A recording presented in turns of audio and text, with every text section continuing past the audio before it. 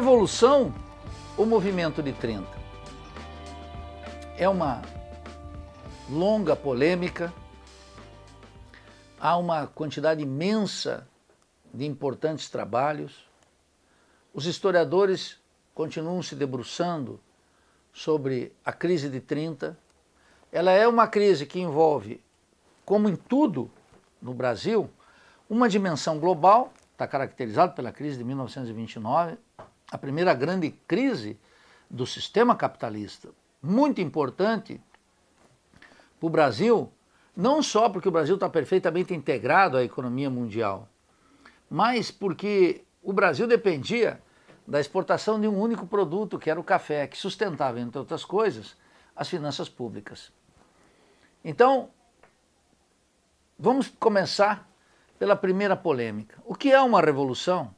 Ora, na interpretação marxista, uma revolução é a vitória de uma classe por outra. Há uma substituição da classe. É por isso que no marxismo a gente chama as revoluções burguesas. O que é a Revolução Burguesa? Bem, a clássica Revolução Burguesa ocorre na França e é a substituição da antiga aristocracia, chamemos assim feudal, pela burguesia ascendente. O Estado passa a ter uma nova configuração e as classes se alteram substancialmente no domínio da ação estatal e na hegemonia política na sociedade. A Revolução Burguesa é, portanto, uma revolução clássica, que faz dos países europeus, ou fez dos países europeus, países capitalistas. A antiga aristocracia financeira, com o mundo feudal, com os proprietários de terra, são absolutamente substituídos pelo combate das classes trabalhadoras aliado com a burguesia para enterrar aquele mundo feudal. Substitui um modo de produção por outro modo de produção, um modo de produção capitalista. Há uma alteração qualitativa, profunda, histórica, que transforma para sempre a feição da nação e o proceder do mundo. Então essa é uma revolução burguesa, e é por isso que nós marxistas chamamos de revolução burguesa, porque há uma substituição das classes no comando das ações. Também nós caracterizamos como revolução socialista a Revolução de 17 na Rússia, a Revolução de 49 na China, a extraordinária, estratégica e importante Revolução Cubana de 1959, a Revolução Nicaragüense de 79, a Revolução Vietnamita e tantas outras revoluções, como revoluções sociais. Revoluções finalmente socialistas. São revoluções em que há uma substituição das antigas classes proprietárias, frações do capital industrial, frações e quase o capital agrário, o capital comercial e o capital bancário, pelo predomínio dos trabalhadores. A Revolução Clássica, mais importante, naturalmente a Revolução Moderna é a Revolução Russa de 17. Seja você comunista, socialista ou marxista, não. Há notórios historiadores, mesmo de corte liberal ou de perspectiva liberalizante, que reconhece aí a importância da Revolução Russa de 17, a importância da Revolução Chinesa de 49 de caráter camponês, a Revolução Cubana de 59, que alguns tentam limitá-la a uma revolução anticolonial de caráter campesina, ou a nicaragüense. São revoluções em que as frações burguesas são destituídas e assume uma nova aliança das classes subalternas. 1930 pode ser enquadrado, portanto, nessa perspectiva. Eu resisto a essa hipótese e apresento, então, a importante transformação que ocorre no Brasil em 29, 30, 31, 32, como o movimento de 30. Esse movimento de 30, embora não constitua uma revolução, ele tem uma importância estratégica para o desenvolvimento capitalista no Brasil. Eu digo sempre, não a modo de provocação, porque não é meu feitio, mas como um dado histórico, que as classes dominantes no Brasil teriam que colocar uma estátua de Getúlio Vargas em cada cidade, como o homem responsável por uma aliança entre frações burguesas e trabalhadores que constituíram as grandes instituições do Estado moderno no Brasil e finalmente implantar o desenvolvimento capitalista com uma feição própria, segundo as nossas características e segundo as possibilidades de um país periférico. É claro que nós não podemos passar uma régua comparando, por exemplo, as transformações peronistas na Argentina com as de Vargas no Brasil ou aquelas encabeçadas pelo general Cárdenas no México. Portanto, longe de mim utilizar essa pobreza conceitual, essa expressão do populismo para dar conta de uma realidade que é muito mais fecunda e muito mais importante. E não padece dos males dessa sociologia uspiana que insiste, e agora de toda a imprensa burguesa, que insiste em operar o conceito de populismo, que mais oculta do que esclarece. Haveria motivo, analisando 1930, para essa tentação de chamar aquele movimento de revolucionário? Sem dúvida alguma. Quais são as raízes daquele movimento? É claro que as raízes se reportam imediatamente com a gigantesca crise de 29. Mas o Brasil não era uma massa amorfa. Aqui dentro, a luta de classes comia solta. O conflito entre os trabalhadores e as frações burguesas eram acentuadas. E os conflitos entre as frações burguesas eram igualmente intensas e profundas. Senão nós não teríamos esse grande movimento de transformação que é o movimento de 30 encabeçado por Getúlio Vargas. Eu atribuo que, em primeiro lugar, contra o que a Aliança Liberal, naquela eleição que opõe Getúlio Vargas a Júlio Prestes, não é? Em que o segundo sai vitorioso, a grande característica daquele sistema político era o absurdo funcionamento dos partidos políticos e dos resultados eleitorais. A fraude eleitoral, por exemplo, era bastante estendida e afetava gregos e troianos. No caso de Getúlio Vargas, por exemplo, se eu não estou equivocado, ele teve lá 300 mil votos no Rio Grande do Sul. E Júlio Prestes, eu acho que teve menos de 1.000. E o oposto ocorria no estado de São Paulo, onde Júlio Prestes tinha a absoluta maioria dos votos e Getúlio Vargas, a candidatura opositora, eu acho que não tinha menos de 1.000 votos, 600 votos. Você veja que é óbvio que não só por causa da eleição presidencial, todas as eleições anteriores, inclusive aquelas que afetavam o parlamento e os governadores, eram atravessadas pela fraude. Existiam inclusive mecanismos de tentar legitimar deputados e senadores depois da eleição. Portanto, o sistema político gozava, em 1930, de escassa legitimidade junto ao povo. E claro que nenhuma diante da classe dominante, que se beneficiava dele, mas é óbvio que, por se beneficiar e monitorá-lo e modulá-lo segundo seus interesses, não tinha nenhuma confiança no sistema político em si mesmo. O governo de Washington Luiz era um governo completamente desgastado e apoiou Júlio Prestes, o candidato que não contava apenas com o apoio do Rio Grande do Sul, da Paraíba e de Minas Gerais. Aliás, o vice de Getúlio Vargas, o candidato a vice-presidente de Getúlio Vargas era, naturalmente, João Pessoa, da Paraíba. Naquele período de março a outubro de 30, ocorre uma rápida transformação, portanto, de mudanças que estavam ocorrendo há mais tempo.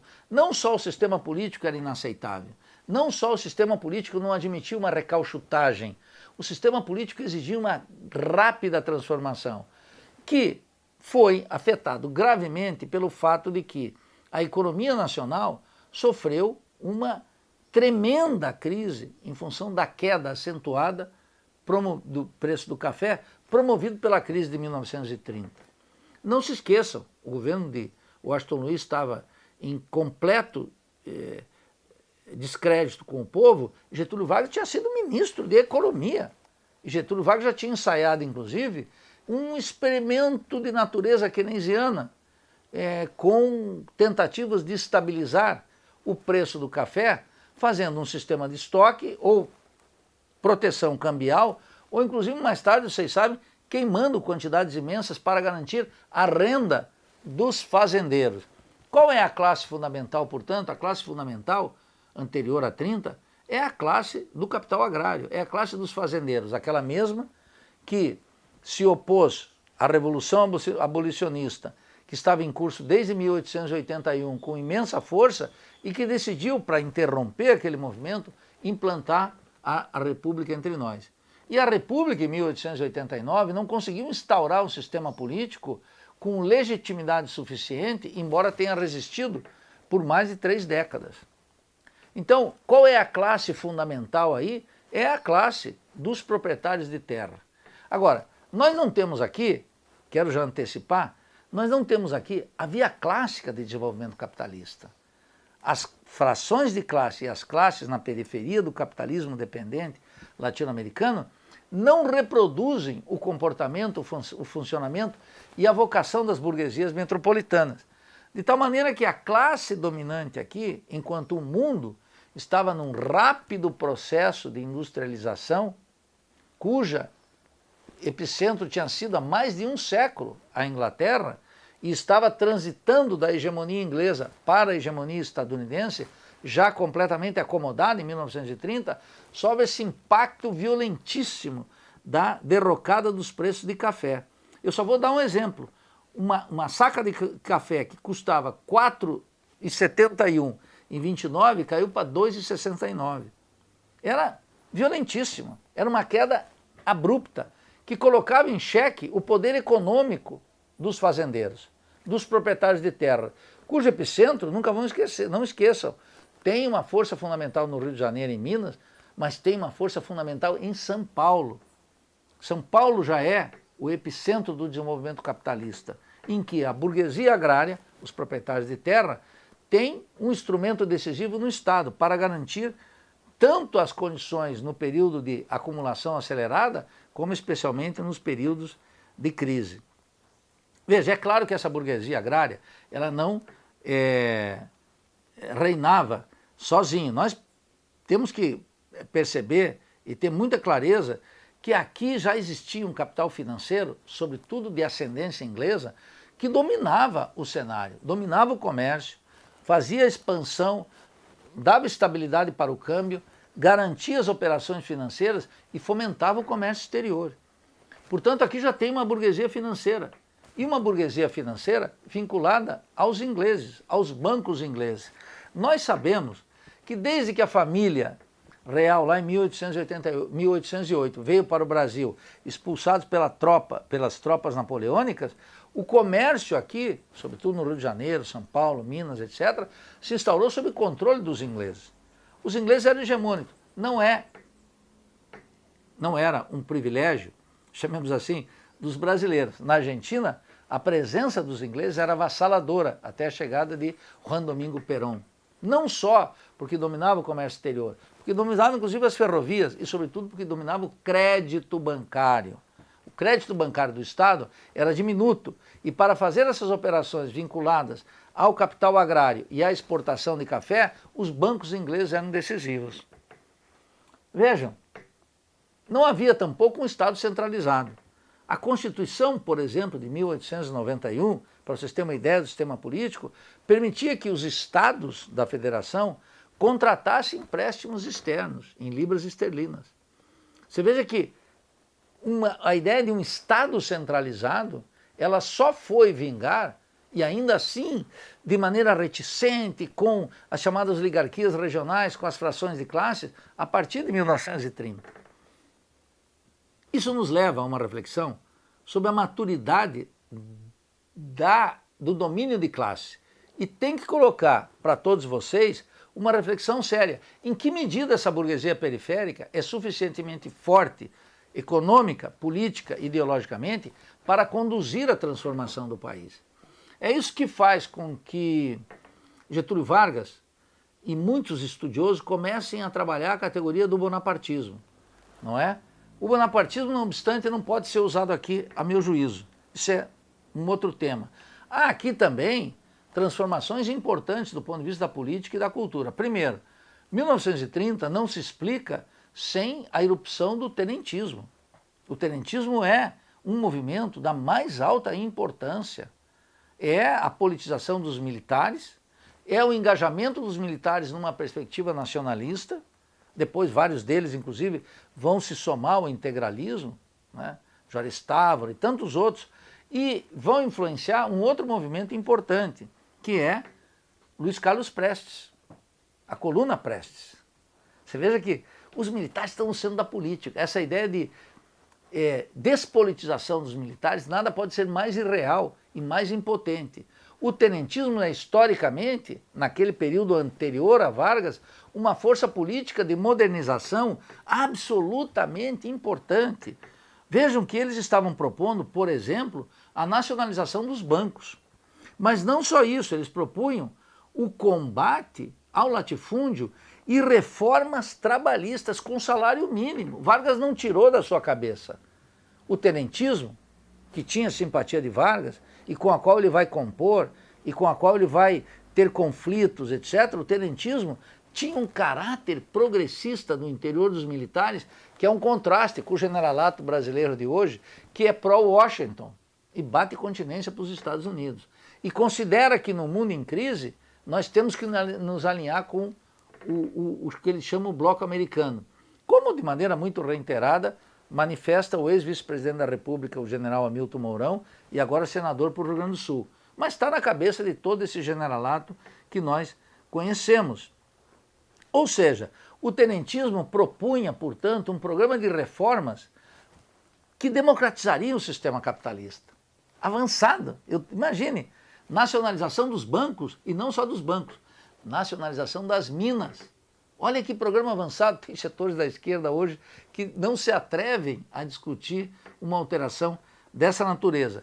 O combate ao latifúndio, que significava a democratização da terra, algo fundamental para fazer frente à Lei de Terras de 1850, a reforma trabalhista e a instituição do salário mínimo. Repito, propostas que no ambiente de 1923, 24, 25, 27 animavam o espaço urbano, a pequena burguesia, e davam um caráter ultraprogressista ao tenentismo. Nós também estávamos vivendo nesse período uma grande evolução do nacionalismo como uma força política. Os acadêmicos gostam sempre de colocar como expressão maior a Semana de Arte Moderna. É um fenômeno menor do nacionalismo. Ela influenciou, sim, inclusive Plínio Salgado, que depois vai ser a expressão política mais importante do integralismo brasileiro. Mas o nacionalismo era uma força que criou a Semana da Arte Moderna. Não foi a Semana da Arte Moderna que criou o nacionalismo. Portanto, essa sociologia e essa imprensa burguesa no Brasil, pró-imperialista, que saúda a Semana de Arte Moderna como se fosse algo fundamental, basta ler Gordos e Magros de Zé Lins do Rego para observar que aquele fenômeno reunido num evento em São Paulo, da qual participou também Villa-Lobos e outras grandes figuras, Oswald de Andrade, Mário de Andrade, um conjunto de figuras, isso já existia no Brasil inteiro. Está na literatura de Zé Lins do Rego, um livro lamentavelmente esquecido pelo movimento literário e pelo movimento político. Mas Zé Lins registra lá que isso estava ocorrendo no Pará, que isso estava ocorrendo no Rio Grande do Sul, que isso estava ocorrendo no Rio de Janeiro, que estava ocorrendo na Bahia. Ele narra as manifestações culturais de evocação do nacionalismo. Mesmo o integralismo não é só, ainda que também tenha, uma influência fascista depois que Plínio Salgado viaja para a Itália e conhece o fascismo e El Duce nascendo lá. Isso tem as condições locais aqui permitem a criação de uma força política que influenciou gente como Plínio Salgado, mas também um marxista da pesada, de primeira importância, como Álvaro Vieira Pinto. Então esse movimento, ele foi muito importante. Ele enterrou um sistema político de qualidade absolutamente questionável, ou no mínimo duvidosa. Ele implicou numa modernização da economia capitalista com a ascensão de Vargas e dá uma saída industrializante que nós não tivemos na Argentina, porque a Inglaterra comprava os produtos argentinos e garantia a renda agrária que a crise de 29 aqui destruiu. E permitiu a Getúlio Vargas um equilíbrio de forças a partir da crise do sistema político e da economia cafetaleira, que exigiu uma liderança nova que o gaúcho, contra Júlio Prestes, soube captar e tocar para frente. É um processo intenso de transformações no país, nas relações de capital-trabalho, nas relações entre as frações, mas rigorosamente eu não creio que possa chamar isso de uma revolução social. É o movimento de 30, absolutamente indispensável para entender o Brasil moderno, a correlação de forças, a dinâmica interna no contexto de uma crise mundial.